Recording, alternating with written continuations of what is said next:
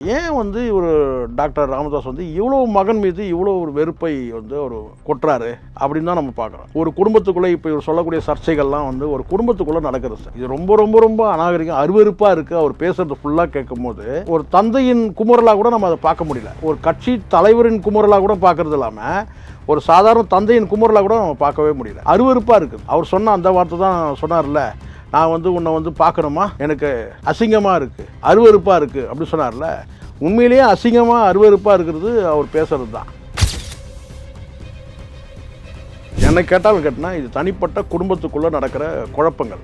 அதை வந்து நீங்கள் அரசியல் பண்ணவே கூடாது. நீங்கள் அரசியல் படுத்த பார்க்குறாரு எல்லாம் வந்து யாருமே கேட்குறவங்க யாராவது ஒருத்தர் ரெண்டு பேராவது அந்த கட்சியில் இருக்கிறவங்களாவது மதிக்கிற அளவுக்கு நடந்துக்கணும். இப்போ உங்களுக்கு என்ன குறையாயிடுச்சு? அவருக்கு என்ன குறை? எல்லாமே இருக்குது. நீச்சல் அடிக்கிறீங்க, நீங்கள் பேசுறது எல்லாம் பார்த்தீங்கன்னா வீட்டில் வந்து வடை சுட்ட கதையும் தோசை சுட்ட கதையும் நான் குழம்பு ஊற்றாத கதையும் வந்து காலில் விழுந்து கதறி அழுதாங்க. இது ஒரு பெருமையாங்க குடும்பத்தில்? உங்களுடைய மருமகள் உங்களுடைய பிள்ளை உங்கள் காலில் விழுந்து அழுதாங்கன்னு சொல்கிறது பெருமையாது? ஒரு பெரிய மனுஷன் அப்புறம் ஏதாவது பேசிடுவேன். எனக்கு ரொம்ப கோவம் வருது. அசிங்கமான ஒரு முன்னுதாரணம் ஆயிடுவார் போல இருக்குன்னு நினைக்கிறேன். இவர் வந்து ஒரு பீரியடில் காஞ்சிராமுக்கு இணையாக நினச்சிருக்காரு டாக்டர் ராமதாஸ். அதுக்கப்புறம் கேட்டால் பால் தாக்கரேக்கு இணையாக நினச்சாங்க. அப்போல்லாம் உங்களுக்கு பெருமையாக இருந்தது இல்லை. அப்போல்லாம் உங்களுக்கு சப்போர்ட் எல்லாரும் இருந்தாங்களே. இப்போ யார் வந்து இப்போ வந்து கேட்டால் உங்களுக்கு வந்து ஆதரவாக உங்கள் பக்கம் ஆதரவாக இருந்தாங்க தான். ஒரு கட்டத்துக்கு மேலே இப்போ வந்து கட்சியை காப்பாற்றணுன்ற அந்த கட்டத்துக்கு வந்துட்டாங்க. இனி உங்களை கைவிடுறது தான் வழி, வேறு வழியே இல்லை. இதுக்கு மேலே உங்களால் ஒன்றும் செய்யவும் முடியாது. ஒட்டுமொத்தமாக இப்போ கட்சி அவர் கையில் போயிடுச்சு. கட்சியோட நலம் தான் முக்கியம். இங்கே தனிநபர் முக்கியம் இல்லை. இப்போ புரியுதுங்களா? எல்லாருமே தனிநபர் தான். இன்றைக்கி அன்புமணி இருக்கிற அன்புமணி எத்தனை வருஷம் வந்துடுவார் நீங்கள் சொல்லுங்கள்? கட்சி உங்கள் கட்டுப்பாட்டில் இருக்கலாம், அன்புமணிக்கு கட்டுப்பாட்டில் இருக்கலாம், இல்லை டாக்டர் ராமதாஸ் கட்டுப்பாட்டில் இருக்கலாம். ஆனால் அந்த கட்சிக்காக உழைச்ச தொண்டர்கள் எவ்வளோ பேர் இருக்கிறாங்க? லட்சம் பேர் உயிரை விட்டவங்களாம் இருக்கிறான். அப்போ அந்த தியாகம் வீணாயிடும்ல. கட்சி நீங்கள் மொத்தமே காலி பண்ணுன்ற மாதிரி பேசியிருக்காரு. இன்னொரு ஒன்று தான் சொல்ல டாக்டர் ராமதாஸ், நான் கட்சியை கலைச்சிட்டேன், இனி அன்புமணி வந்து எந்த தலைவரும் செயல் தலைவரும் கிடையாது, தலைவரும் கிடையாது, நான் கட்சியை கலைச்சிட்டேன்னு சொல்ல. அது ஒன்று தான் இன்னும் அவர் சொல்லவே இல்லை.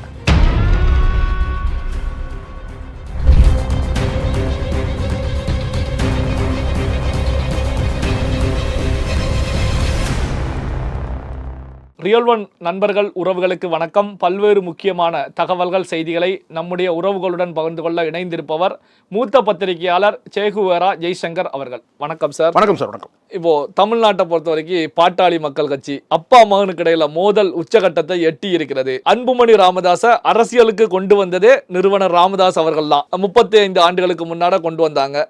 இப்போ அன்புமணியுடைய எதிர்காலத்துக்கு ஃபுல் ஸ்டாப் வைக்கக்கூடிய கருத்துக்களையும் ராமதாஸ் அவர்கள் தான் முன் வச்சுக்கிட்டு இருக்காங்க. அன்புமணி ராமதாஸ் அதை பண்ணாரு, இதை பண்ணாரு, தாயாரை அடிக்கிறதுக்கு வந்தாரு, ஸோ நான் பெரிய தவறு பண்ணிட்டேன், கையை காலை பிடிச்சாரு அப்படிங்கிற கருத்துக்கள் எல்லாமே முன் வச்சுக்கிட்டு இருக்காங்க.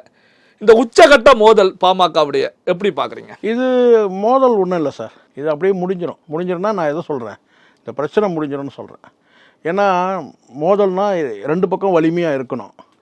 இப்போது ஏறக்குறைய உங்களுக்கு யூபியில் கடந்த காலத்தில் நடந்துச்சுல்ல, முலாயம் சிங் யாதவுக்கும் அவருடைய மகனுக்கும் நடந்தது தான் அப்படி தான் ஆயிடுச்சு. இது அன்புமணிக்கிட்ட கட்சி ஃபுல்லாக போயிடுச்சு, பெரியவர்கிட்ட ஒன்றுமே இல்லை. ஆனால் நான் ஒரு கேள்வி மட்டும் எழுது, ஏன் வந்து ஒரு டாக்டர் ராமதாஸ் வந்து இவ்வளோ மகன் மீது இவ்வளோ ஒரு வெறுப்பை வந்து ஒரு கொட்டுறாரு அப்படின்னு தான் நம்ம பார்க்குறோம்.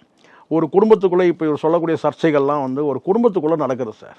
இது ரொம்ப ரொம்ப ரொம்ப அநாகரிகம், அருவருப்பாக இருக்குது. அவர் பேசுகிறது ஃபுல்லாக கேட்கும் போது ஒரு தந்தையின் குமுறலாக கூட நம்ம அதை பார்க்க முடியல. ஒரு கட்சி தலைவரின் குமுறலாக கூட பார்க்கறது இல்லாமல் ஒரு சாதாரண தந்தையின் குமுறலாக கூட நம்ம பார்க்கவே முடியல. அருவருப்பாக இருக்குது. அவர் சொன்ன அந்த வார்த்தை தான் சொன்னார்ல, நான் வந்து உன்னை வந்து பார்க்கணுமா, எனக்கு அசிங்கமாக இருக்குது, அருவருப்பாக இருக்குது அப்படி சொன்னார்ல. உண்மையிலேயே அசிங்கமாக அருவருப்பாக இருக்கிறது அவர் பேசுகிறது தான். ஒரு குடும்பத்துக்குள்ளே நடக்கிற விஷயத்தெல்லாம் பேசக்கூடாது சார். அவர் வந்து தண்ணி பாட்டில் தூக்கி போட்டார், அம்மாவை அடிக்க பாஞ்சார், இதெல்லாம் வந்து ஒரு சாதாரண குடும்பங்களுக்குள்ளே நடக்கிறது தான். இவர் சொல்லுவாரா சார் வந்து பார்த்தீங்கன்னா வந்து அவங்க அம்மா வந்து அன்புமணியை தொடப்பக்கட்டையில் அடிக்க வந்தாங்க அப்படி சொல்லுவாரா?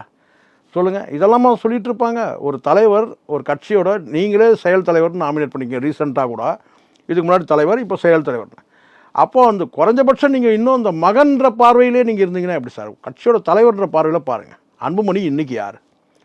செயல் தலைவர். இதுக்கு முன்னாடி தலைவராக இருந்தார். நீங்கள் தான் முன்னாள் அமைச்சர், நீங்கள் தான் இது எல்லாம் செஞ்சுட்டு இப்போ அவரை வந்து பார்த்தீங்கன்னா ஏதோ ஒரு சிறு பிள்ளை மாதிரி, ஒரு சின்ன பிள்ளை மாதிரி, இல்லை வந்து மகன் கூட நீங்கள் பார்க்க வேணாம், அதுக்கும் கீழே நீங்கள் வந்து அவரை வந்து பார்க்குற மாதிரி இருக்குது. நல்லா இல்லை இது. நான் வந்து இதை பிளவுனே நீங்கள் சொல்கிறீங்களா, அது பிளவே கிடையாது. அவர் ஒரு ஓரமாக வந்து புலம்புறாரு, அவ்வளோதான். சில வீடுகளில் இருப்பாங்க, அவங்க வயசானவராக இருப்பாங்க, அவங்க சொல்கிறது எதையும் கேட்க மாட்டாங்க, சொல்லி சொல்லி பார்ப்பாங்க, அதுக்கப்புறம் அவங்களே அமைதியாகிடுவாங்க. நம்ம சொல்லுக்கு எதுவும் மரியாதை இல்லை, நாம் வந்து இங்கே ரோல் எடுத்து. ஏன்னா அங்கே வந்து ஒரு 80 வயசு ஆயிடுச்சுன்னா அங்கே வந்து அடுத்த ஆளுமை வந்து கேட்டால் 60 வயசில் இருக்கும். இப்போ இவருக்கே ஏறக்குறைய பேரம்பேத்தியெல்லாம் எடுத்து 60 நெருங்கிட்டார் அன்புமணி. இதுக்கு மேலே நீங்கள் கொஞ்சமாச்சும் நீங்களாக விலகணும்ல. ஒரு ரிட்டையர்மெண்ட் இல்லை தான். இப்போ நான் கேட்குறேன், கலைஞருக்கு இவருக்கு 85, கலைஞருக்கு 95. இந்த மாதிரி ஏதாவது ஒரு சலசலப்பு வந்திருக்கா சார்? எப்படி அங்கே மட்டும் நடக்கவே இல்லை? இன்னும் இதை விட பெரிய குடும்பம், பல்கலைக்கழகம். அது நீங்கள் வந்து சாதாரண உங்கள் குடும்ப பிரச்சனையை நீங்கள் உங்களுக்குள்ளே பேசிப்பீங்களா? அதை விட்டுட்டு வந்து கேட்டால், எனக்கு தெரிஞ்சு அன்புமணி இவர் சொல்லக்கூடிய இந்த காலை ஆட்டினார், சிறுபலத்தனமாக இல்லை, மேடையில் உட்காந்து அவர் காலை ஆட்டினார், கையை ஆட்டினார், மைக்கை தூக்கி போட்டார், இதெல்லாம் வந்து உங்கள் வீட்டுக்குள்ளேயே முடிச்சுட்டு இருக்கணும். வெளியில் வந்து இதெல்லாம் தெரியக்கூடாது. குடும்ப கட்சின்றதை வந்து கேட்டால் இது வரைக்கும் நம்ம வந்து பல கட்சிகள் பார்த்துருக்கோம். குடும்ப கட்சி இன்னும் இருக்குது. சில உதாரணம் கூட சொல்கிறாங்க, எல்லா கட்சியும் குடும்ப கட்சியாக தான் இருக்குது. இங்கே யாரும் வந்து கேட்டால் இங்கே வந்து இந்த கம்யூனிஸ்டில் வேணால் சொல்லலாம், மற்றவங்க எல்லாமே குடும்ப கட்சி தான். குடும்பமே இல்லாதவங்களுக்கு கூட குடும்ப கட்சி மாதிரி தான் இருக்குது சில கட்சிகள். ஆனால் வந்து வெளியே வந்து வெடிக்கக்கூடாது. நீங்கள் வெளியில் வந்து பேசுறது கேட்டால் ரொம்ப ரொம்ப தரந்தாஞ்சி போயிட்டுருக்க மாதிரி இருக்குது. இன்னும் அவர் என்னென்னலாம் பேசுவாரோன்ற ஒரு பீதி கூட இருக்குது. விட்டுருணும். இதுக்கு மேலே அவன் கேட்டால் வந்து கட்சியை வந்து தலைமை பொறுப்பை ஏற்றுக்கிட்டாங்களா? நீங்கள் கொண்டு வந்த நபரே போயிட்டார். முகுந்தனை தான் கொண்டு வந்தீங்க. முகுந்தனே அவர் வந்து குலசாமி தெய்வம்னு சொல்லிட்டு போயிட்டார். இப்போ நீங்கள் என்ன சொல்கிறீங்க, கார்வெட்டி குருவை பற்றிலாம் இப்போ தான் பேசுகிறீங்க. எல்லாமே முடிஞ்சு போன விஷயங்களை வந்து 35 ஆண்டுகளுக்கு முன்னாலவே பெரிய தப்பு பண்ணிட்டேன், அன்புமணி ராமதாஸை கொண்டு வந்தது, அமைச்சர் ஆக்கியது எல்லாம் பெரிய தப்புன்னு இன்னைக்கு தான் நான் ஃபீல் பண்ணுறேன் அப்படின்னு சார் இதெல்லாம் முன்வைக்கிறாங்க. என்னை கேட்டாலும் கேட்டினா இது தனிப்பட்ட குடும்பத்துக்குள்ளே நடக்கிற குழப்பங்கள். அதை வந்து நீங்கள் அரசியல் பண்ணவே கூடாது. நீங்கள் அரசியல் படுத்த பார்க்குறாரு. இப்போ இதெல்லாம் வந்து யாருமே கேட்குறவங்க யாராவது ஒருத்தர் 2 பேராவது அந்த கட்சியில் இருக்கிறவங்களாவது மதிக்கிற அளவுக்கு நடந்துக்கணும். இப்போ உங்களுக்கு என்ன குறையாயிடுச்சு? அவருக்கு என்ன குறை? எல்லாமே இருக்குது.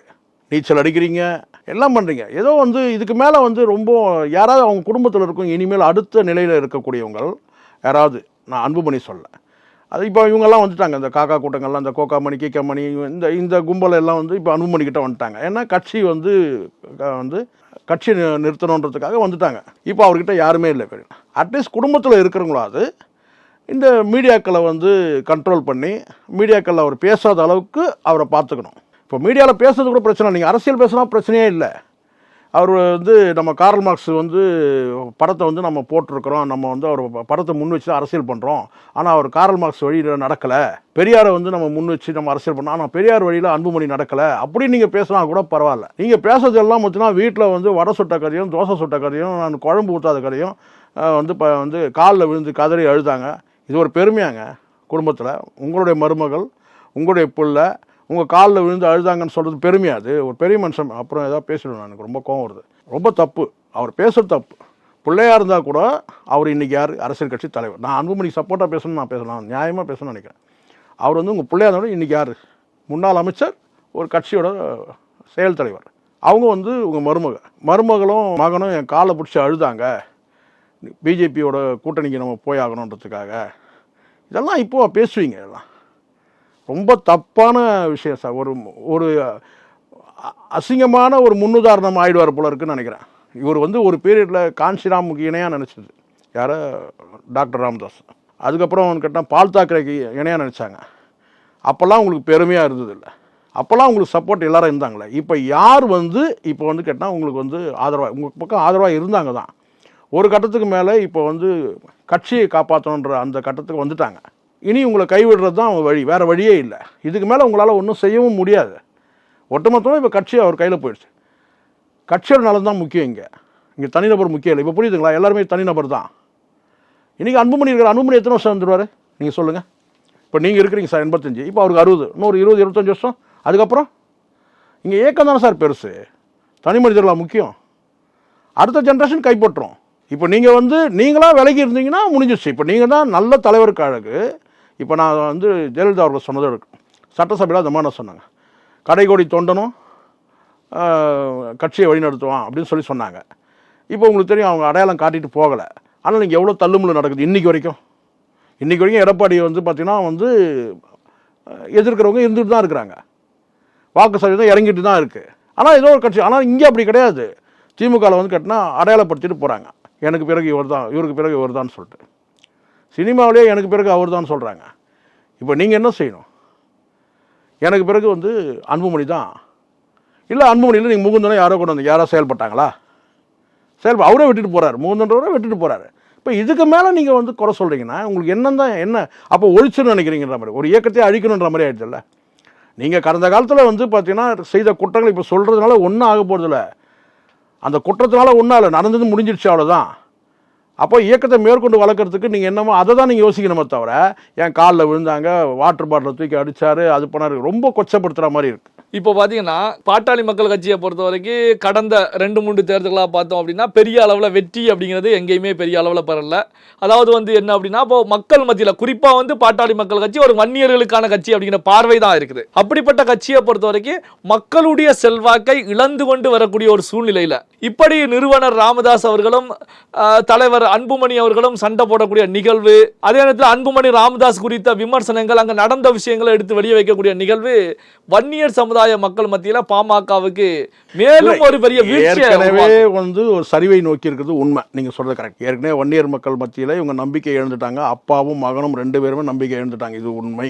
ஆனால் இப்போ சமீபத்தில் இந்த நிகழ்வு நடக்குது இல்லை, இப்போ வந்து விசாரிக்கும் போது மிச்ச சொச்சம் இருக்கிறாங்கல்ல, அவங்க எல்லாமே வந்து பார்த்தீங்கன்னா வந்து பெரியவர் தாங்க தப்பு பண்ணுறாரு, அன்புமணிக்கு ஆதரவாக இருக்கிறாங்க. இது உண்மை, இது உண்மை. இருக்கிற பாட்டாளி மக்கள் கட்சியில் இருக்கிற இப்போ இருக்கிற இந்த நிர்வாகிகளாக இருக்கட்டும், தொண்டர்களாக இருக்கட்டும், வன்னிய மக்கள் கூட, சாதாரண வன்னிய மக்கள் கூட, அதாவது பாட்டாளி மக்கள் கட்சி வந்து வன்னியர்களுக்கு எதுவுமே செய்யலைன்னு சொல்லக்கூடிய மக்கள் இருக்காங்க இல்லையா வன்னியர்களில், அவங்களே என்ன சொல்கிறாங்க கேட்டினா, இப்போ அன்புமணியா ராமதாசான்னு கேட்டினா ராமதாஸ் பேச தவறுன்றாங்க. அவர் ஏங்க வயசாயிட்டு ஏங்க இப்படி பண்ணிட்டு இருக்கிறாரு? சரி தவறு, கடந்த காலத்தில் நீங்கள் இவ்வளோ பேசுகிறீங்க, நீங்கள் மாறி மாறி கூட்டணி வச்சவங்க தானே. அப்படி கூட்டணியிலேயே ஒரு பிழை செய்ததாக கூட இருக்கட்டும் சார், யார் அன்புமணி. அதை நீங்கள் உள்கட்சியில் உட்கார்ந்து பேசி அதை வந்து மாற்ற பார்ப்பீங்களா, இப்படி வந்து கொச்சைப்படுத்த பார்ப்பீங்களா? உங்களுடைய பேச்சுக்கு அங்கே செல்வாக்கு இல்லைனால் கூட ஒரு கட்டத்துக்கு மேலே நீங்கள் நிறுவனர், இப்போ நீங்கள் நிறுவனர் தான். அதுக்கப்புறம் நீங்களே ஏதோ கேட்டால் வந்து ஏதோ சொல்லுவாங்க, பொறுப்பை நானே எடுத்துக்கிறேன்னு சொல்கிறது, அவர் இதுக்கெல்லாம் அவர் அமைதியாக தான் இருக்கிறார். செயல் தலைவராக போட்டீங்க, அவர் ஏதாவது மறுப்பு தெரிவித்தாரா? அன்புமணி நார்மலாக தான் இருக்குது. அதனால் இங்கே ஏற்கனவே இங்கே நான் தான் சொல்கிறேன்ல சார், இங்கே வந்து சில கட்சிகளுக்குன்னு அடையாளம் இருக்குது. குடும்ப கட்சிகள், இதெல்லாம் குடும்ப கட்சி தான். நீங்கள் என்ன சொன்னாலும் இப்போ குடும்ப கட்சின்றதை நீங்கள் நிரூபிக்கிறீங்கல்ல. அதனால் இதை பொதுவெளியில் வந்து பேசுகிறதே வந்து பார்த்திங்கன்னா ஏற்கனவே பாட்டாளி மக்கள் கட்சிக்கு எதிராக இருக்கக்கூடிய வன்னிய அமைப்புகளுக்கு இது வந்து ஒரு தீனி மாதிரி ஆகிடுது. வெறுவாய் மெல்றவனுக்கு இது கொஞ்சம் கூடுதலாகிடுது.